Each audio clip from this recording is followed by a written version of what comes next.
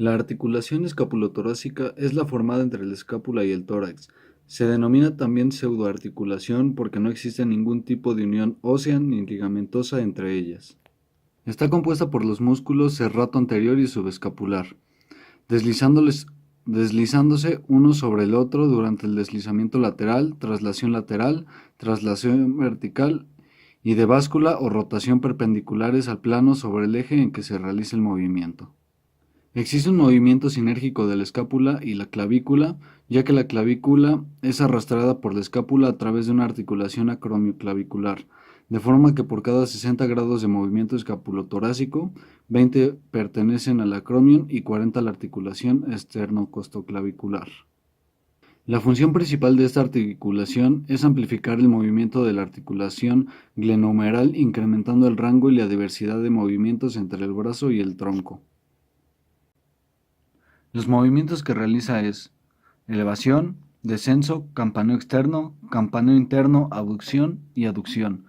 La elevación lo realizan fibras superiores del trapecio, el músculo angular de la escápula, el romboides mayor y el romboides menor. El descenso lo realizan las fibras inferiores del romboides, mientras que el campaneo externo, los músculos que hacen posible este movimiento son el serrato anterior y las fibras superiores del trapecio. Del campaneo interno es realizado por el elevador de la escápula, el romboides y el dorsal ancho.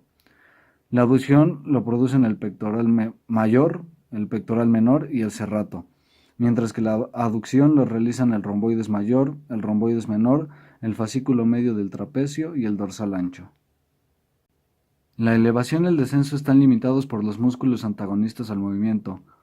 Esto quiere decir que los músculos de la elevación limitan al descenso y los del descenso a los de la elevación. Tanto el campaneo externo como el campaneo interno son movimientos que están limitados por el eje trapezoide, mientras que los de la abducción y la aducción son limitados por el ligamento conoide. Estos son movimientos de deslizamiento de la escápula sobre el tórax, que acompañan a los movimientos de la articulación escapulohumeral gracias a la acción de los músculos periescapulares. Esta articulación es de naturaleza musculotendinosa y está formado predominantemente por el trapecio, el romboides y los músculos del serrato anterior. Los movimientos son principalmente de deslizamiento. La escápula se encuentra ubicada uno a otro lado de la espalda de los seres humanos, entre la segunda y la séptima costilla. A medida que el calcio desaparece del esqueleto, deja grandes espacios en la estructura del hueso que en apariencia se vuelve poroso. Se le atribuye a los músculos y en mucha menor medida a los tendones que dan estabilidad a la articulación. El punto de ebullición de la hidroxiapatita es de alrededor de 1500 grados Celsius, por lo que necesitará esta temperatura para que el hueso se evapore literalmente. La exposición prolongada a una temperatura más baja, a 220 grados Celsius, romperá el colágeno y debilitará los huesos y los hará extremadamente frágiles. Son huesos planos compuestos de una capa de hueso esponjoso entre dos capas delgadas de hueso compacto. Tienen una forma plana, no redondeada. Los huesos planos tienen médula, pero no tienen una cavidad de médula ósea. Quedan impresos en ellos las huellas y los rastros de las acciones que se ejercen sobre sus superficies. Ya que su constitución se debe a la adición de diversas moléculas, 25% de agua, 45% de minerales como fosfato y carbonato de calcio y 30% de materia orgánica, es posible la polimerización. Ya conociendo un poco sobre esta articulación y los huesos que la acompañan, pasaremos con las leyes de la óptica, las cuales están divididas en óptica geométrica y óptica ondulatoria.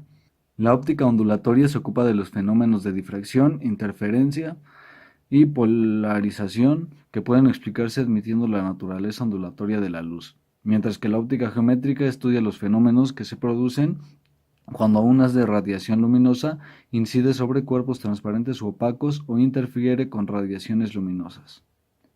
Con esto damos paso a la reflexión y a la refracción. La reflexión de la luz es el cambio de dirección de los rayos de luz que ocurre en un mismo medio después de incidir sobre una superficie de un medio distinto, mientras que la refracción Es el cambio de dirección de los rayos de luz que ocurre tras pasar estos de un medio a otro en el que la luz se propaga con distinta velocidad. Con esto, la pregunta que surge es, ¿la articulación escapulotorácica tiene reflexión o refracción? La respuesta a esto sería que, debido a que la luz se dispersa de forma eléctrica y tiene la capacidad de ionizar átomos, que básicamente es quitar a los electrones de sus órbitas, esto dependiendo de la energía por la cual sea disparada, aquí es donde se divide los tipos de luz o energía. Si hablamos de la luz normal de un foco, por ejemplo, no tiene la capacidad de ionizar, entonces simplemente queda atenuada. Si hablamos de rayos X, de igual forma se llega a hablar de lo que es un coeficiente de atenuación, es decir, como la estructura de un hueso es muy densa, la radiación que se manda en gran parte queda atenuada, y es por eso que en las radiografías nos aparecen los huesos de color blanco, porque casi no pasa la radiación de la película radiográfica. Si hablamos de rayos X, de igual forma se llega a hablar de lo que es un coeficiente de atenuación, es decir, como la estructura de un hueso es muy densa, la radiación que se manda en gran parte queda atenuada, y es por eso que en las radiografías nos aparecen los huesos de color blanco, porque casi no pasa la radiación de la película radiográfica. La articulación, por no ser igual de densa que un hueso, no pasa por la misma situación, ya que en este caso no existe dicha atenuación, por lo que las ondas de longitud pasan y como resultado no da un reflejo o refracción.